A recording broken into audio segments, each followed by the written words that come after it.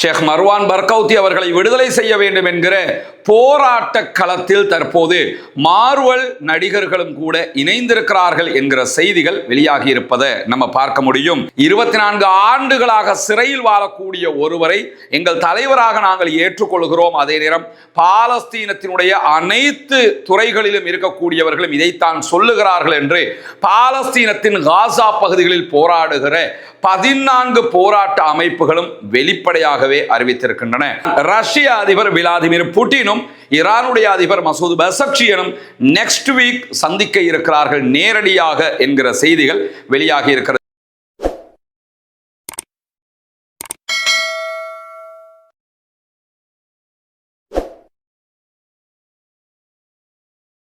அன்பிற்கினிய சகோதர சகோதரிகளே, நம் அனைவர் மீதும் ஏக இறைவனுடைய அமைதியும் கருணையும் உண்டாகட்டுமாக என்கிற உயரிய பிரார்த்தனைகளோடு, பாலஸ்தீனத்தில் தொடர்ந்து 2 ஆண்டுகளாக இஸ்ரேலிய ஆக்கிரமிப்பு படைகள் தாக்குதல்களை நடத்தி வந்த நிலையில அது ஒரு யுத்த நிறுத்தமாக மாற்றப்பட்டதற்கு பிறகும் 9 மாதங்களுக்கு மேலாக இஸ்ரேலிய ஆக்கிரமிப்பு படைகள் தொடர்ந்து யுத்த நிறுத்தத்தை மீறி தாக்குதல்களை நடத்தி கொண்டிருக்கிறார்கள். இன்றைக்கும் இஸ்ரேல் நடத்திய தாக்குதல்களில் 4 அப்பாவிகள் கொல்லப்பட்டிருக்கிறார்கள், ஷஹீதாகி இருக்கிறார்கள் என்கிற செய்திகள் பதிவாகி இருக்கிறது. இந்த நிலையில இன்றைக்கு வெளியாகி இருக்கக்கூடிய பல முக்கியமான செய்திகளில் முதன்மையான ஒரு செய்தி என்னன்னா, பாலஸ்தீனத்தினுடைய தேச தந்தையாக அல்லது பாலஸ்தீனத்தை ஆட்சி செய்ய வேண்டும் என்று மக்களால் விரும்பப்படக்கூடிய ஒருவராக இருக்கிற ஷேக் மர்வான் பர்கௌத்தி அவர்களை விடுதலை செய்ய வேண்டும் என்று சொல்லி சர்வதேச அளவில் அழுத்தங்கள் அதிகரித்து வருகிறது.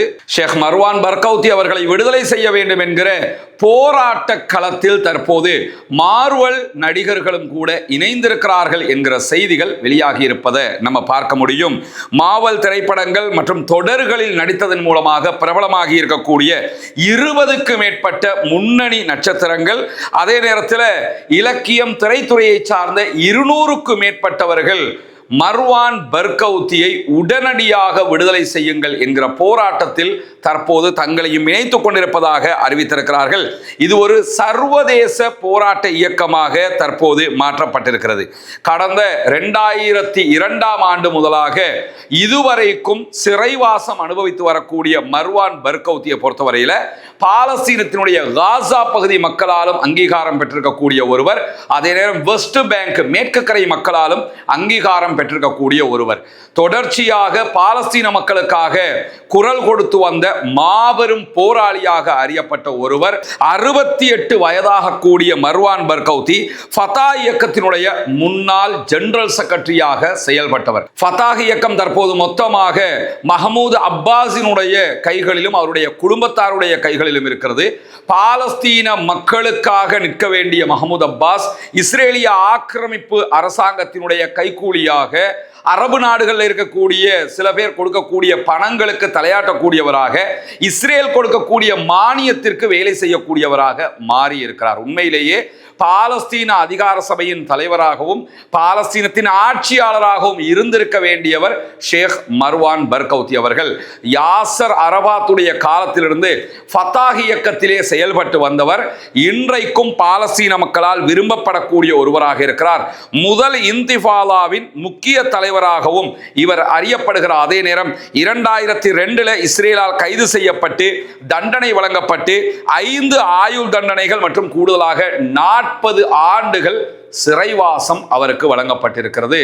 இதுவரைக்கும் ஒப்பீட்டளவில் அவர் ஒரு 24 ஆண்டுகளை சிறையிலே கழித்திருக்கிறார். 24 ஆண்டுகளாக சிறையில் வாழக்கூடிய ஒருவரை எங்கள் தலைவராக நாங்கள் ஏற்றுக்கொள்கிறோம். அதே நேரம் பாலஸ்தீனத்தினுடைய அனைத்து துறைகளிலும் இருக்கக்கூடியவர்களும் இதைத்தான் சொல்லுகிறார்கள் என்று பாலஸ்தீனத்தின் காசா பகுதிகளில் போராடுகிற 14 போராட்ட அமைப்புகளும் வெளிப்படையாகவே அறிவித்திருக்கின்றன.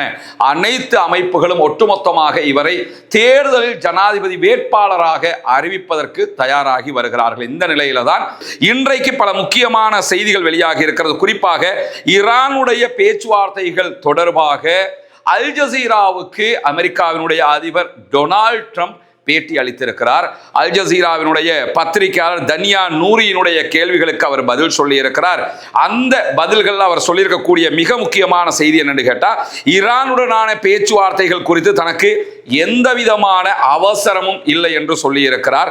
பொருளாதாரம் அதே போன்று இராணுவ ரீதியிலான நடவடிக்கைகள் ரெண்டுமே எங்களுக்கு பலன் தரக்கூடியதுதான். அதனால நாங்கள் நினைச்சோம்னா பொருளாதார ரீதியாக அவங்களை முடக்குவோம், நினைச்சோம்னா இராணுவ ரீதியாக முடக்குவோம்.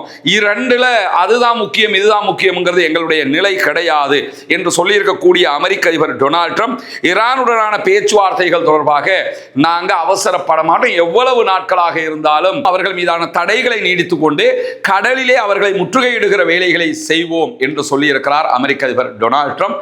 வெறும் ஒரே ஒரு நிமிடம் வழங்கிய பேட்டியில் தான் இந்த செய்திகளை அவர் சொல்லி இருக்கிறார் என்கிற செய்திகளையும் நாம் புரிந்து கொள்ளுகிற அதே நேரத்தில் பொருளாதார அழுத்தத்தால் அமெரிக்காவுக்கு எந்த லாபமும் கிடைக்காது, எந்த பலனும் கிடைக்காது, எங்களுக்கு எந்த விதமான நஷ்டமும் கிடைக்காது என்கிற செய்திகளை இன்றைக்கு ஈரானுடைய அதிபர் மசூத் பெசக்ஷியன் வெளிப்படையாகவே சொல்லி இருக்கிறார்.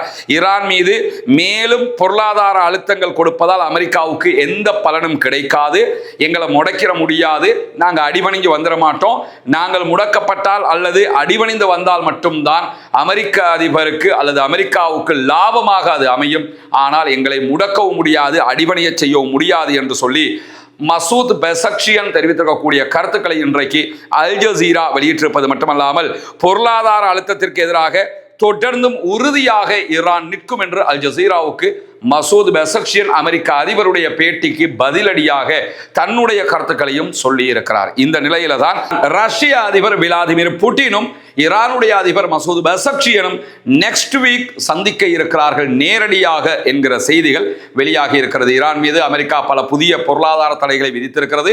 இந்த தடைகள் எதையுமே நாங்கள் ஏற்றுக்கொள்ள மாட்டோம் என்று வெளிப்படையாகவே அறிவித்து விட்டது ரஷ்யாவும் சீனாவும். இப்படியான சூழல்ல தான் இந்த இரண்டு தலைவர்களும் ஷாங்காய் ஒத்துழைப்பு அமைப்பினுடைய உச்சி மாநாட்டில் சந்திப்பதற்கான திட்டம் வகுக்கப்பட்டிருக்கிறது. கிர்கிஸ்தானில் அடுத்த வாரம் இந்த உச்சி மாநாடு நடைபெற இருக்கிறது. எனவே இதிலே இரண்டு தலைவர்களும் பல முக்கியமான முடிவுகளை அறிவிக்க கூடும் என்கிற செய்திகள் வெளியாகி இருக்கக்கூடிய சூழல்ல தான் அமெரிக்காவுடனான எதிர்கால யுத்தங்கள் பிராந்தியம் முழுவதும் பரவக்கூடும் என்கிற எச்சரிக்கையை ஈரானுடைய IRGC இன்றைக்கு விடுத்திருக்கிறது. ஈரானுடைய IRGC சொல்லியிருக்கக்கூடிய செய்திகள் பிரகாரம் எதிரிகளுடைய எந்த ஒரு தவறான கணிப்பீடும் உடனடியான பதிலை ஈரான் மூலமாக தூண்டும் என்று சொல்லியிருக்கிற அதே நேரம் மோதலின் புவியியல் எல்லைகளை அது விரிவுபடுத்தக்கூடும் என்றும் IRGC சொல்லி இருக்கிறது. ஏன்னா இதுவரைக்கும் நடத்தப்பட்ட தாக்குதல்கள்ல அரபு நாடுகளில் இருக்கக்கூடிய அமெரிக்காவினுடைய ராணுவ தளங்கள் மீது ஈரான் தாக்குதல்களை நடத்தி இருக்கிறது. இஸ்ரேலில் இருக்கக்கூடிய ராணுவ தளங்கள் மீது தாக்குதல்களை நடத்தி இருக்கிறது. எதிர்காலங்களில் தாக்குதல்கள் நடத்தப்பட்டால் அமெரிக்காவினுடைய எரிபொருள் உற்பத்தி தளங்கள் மீதும் தாக்குதல்கள் நடத்தப்படும். இதுக்கு முன்னாடி IRGC அறிவிச்சிருந்தாங்க. இன்றைக்கு அவங்க விடுத்திருக்கக்கூடிய செய்திகளை IRGC-னுடைய பிரிகேடியர் ஜெனரல் முகமது அக்ரமீனியா மெஹர் செய்தி நிறுவனத்திடம் தெரிவித்திருக்கக்கூடிய கருத்துக்கள்ல மேலதிகமாக என்ன சொல்றாருன்னு கேட்டா, எதிர்காலத்தில் ஈரான் மீது அமெரிக்கா தாக்குதல்களை நடத்தி ஒரு யுத்தத்தை ஆரம்பிக்கிற போது அந்த யுத்தம் பாபல் மந்தபையும் இந்த யுத்தத்தில் உள்ளிருக்கக்கூடும். இதுவரைக்கும் நாங்க ஹொர்முஸை மூடி வச்சிருக்கிறோம். பாபல் மந்தபுல ஹவுத்தி சவுதி அரேபியாவுடனான பிரச்சனை சவுதி கப்பல்கள் போகக்கூடாதுன்னு தடுத்துக்கிட்டு இருக்கிறாங்க. ஆனால் எதிர்காலங்களில் அமெரிக்கா எங்கள் மீது தாக்குதல்களை நடத்தினால் பாபல் மந்தபும் மொத்தமான ஒரு இறுக்கமான நிலையை சந்திக்கும், அதையும் தாக்குதல் வட்டத்துக்குள்ள கொண்டு வருவோம் என்று சொல்லி இருக்கிறவர் மேலதிகமாக சிரியாவில் இருக்கக்கூடிய அமெரிக்காவினுடைய படைத்தளங்களும் தாக்குதலுக்கு உள்ளாகும் என்கிற செய்திகளையும் சொல்லியிருக்கிறார். சிரியா மேல அட்டாக் பண்ணுவோம், பாபல் மந்தப் ரெட் சீல அட்டாக் பண்ணுவோம் என்பதெல்லாம் வெளிப்படையாக பேசியிருக்கிறார். அதே நேரம் இதற்கு முன்பதாக புவியியல் எல்லைக்கு வெளியில தான் சிரியாவினுடைய இடங்களும் அதே போன்று பாபல் மந்தபும் இருந்தது. ஆனால் அதை எல்லாத்தையும் உள்ள கொண்டு வந்து இனிமே அட்டாக் பண்ணுவோம் என்று சொல்லி வெளிப்படையாகவே அறிவித்திருக்கிறார்கள். எனவே இதுவெல்லாம் இந்த பிரச்சனைகள் முடிவுக்கு வராது, மேலும் இழுத்துக்கொண்டே போகிறது என்பதை வெளிப்படையாக காட்டுகிற அதே நேரத்தில் ஈரானுடைய இலக்காக மாறிவிடுவோமோ என்கிற பயத்தில் பல்கேரியாவினுடைய மக்கள் இருக்கிறார்கள் என்கிற செய்திகளும் இன்றைக்கு மேலதிகமாக வெளியாகி இருக்கிறது. அமெரிக்காவினுடைய இராணுவத்துக்கு சொந்தமான 2 எரிபொருள் நிரப்பக்கூடிய விமானங்கள் புறப்பட்டு சென்றிருக்கின்றன. இந்த பயணம் என்பது பல்கேரிய மக்களுக்கு நிம்மதி தரக்கூடியதாக இருப்பதாக இன்றைக்கு செய்திகள் தெரிவிக்கிறது. காரணம் என்னன்னு கேட்டா, இந்த படைத்தளத்தில் அமெரிக்காவுடைய விமானங்கள் இருக்கிற போதெல்லாம் எந்த நேரத்திலும் ஈரான் பல்கேரியா மீது தாக்குதல்களை நடத்தக்கூடும் என்கிற அச்சங்கள் இருக்கிறது.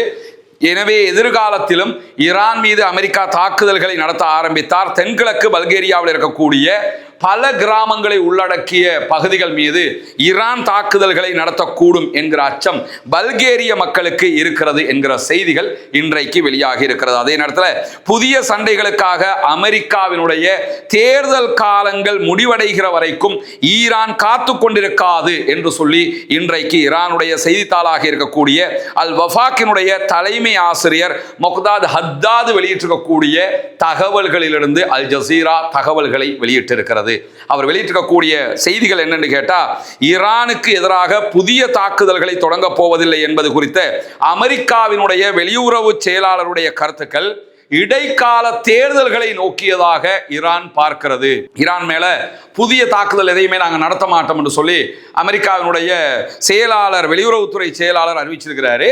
அதை பத்தி அவர் சொல்லும் போதுதான் சொல்றாரு, இது எதுக்குன்னு கேட்டா, இப்ப எலெக்ஷன் நடக்க இருக்கு, அதனால யுத்தத்துக்கு போகாம சமாளிச்சு எலெக்ஷன்ல ஜெயிச்சுட்டு மொத்தமாக ஈரான் மேல தாக்குறதுக்கு திட்டமிடுறாங்க. இந்த மாதிரி ஒரு தற்போதைய பதட்ட நிலையை தணிப்பதற்காக இவர்கள் சொல்லுவதுதான் இந்த கருத்தினுடைய சாராம்சம் என்று சொல்லக்கூடிய பத்திரிகை ஆசிரியர், இந்த காலக்கெடு முடிகிற வரைக்குமே ஈரான் காத்திருக்காது என்பதையும் அமெரிக்கா புரிந்து கொள்ள வேண்டும் என்று சொல்லியிருக்கிறார். அமெரிக்கா வெறுமனே தேர்தல் காலத்தை கடந்துவிட்டு மீண்டும் தாக்குதல்களை பரந்த அளவில் நடத்துவதற்கு திட்டமிட்டிருக்கலாம். ஆனால் ஈரான் அதை மீறிய திட்டங்களோடு இருக்கிறது. முன்கூட்டியே ஈரான் கூட தாக்குதல்களை நடத்துவதற்கு வாய்ப்பு இருக்கிறது.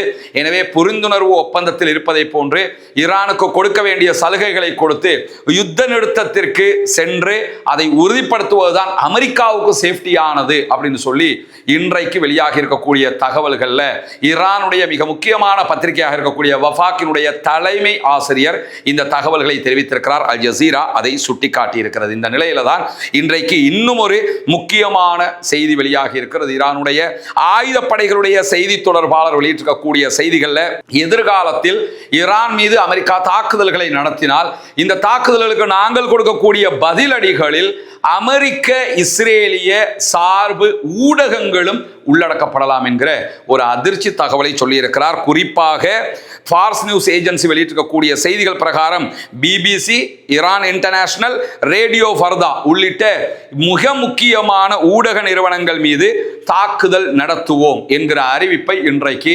ஐஆர்ஜிசியும் ஈரானுடைய ஆயுதப்படைகளுடைய தலைமையகமும் வெளிப்படையாகவே அறிவித்திருக்கின்றன.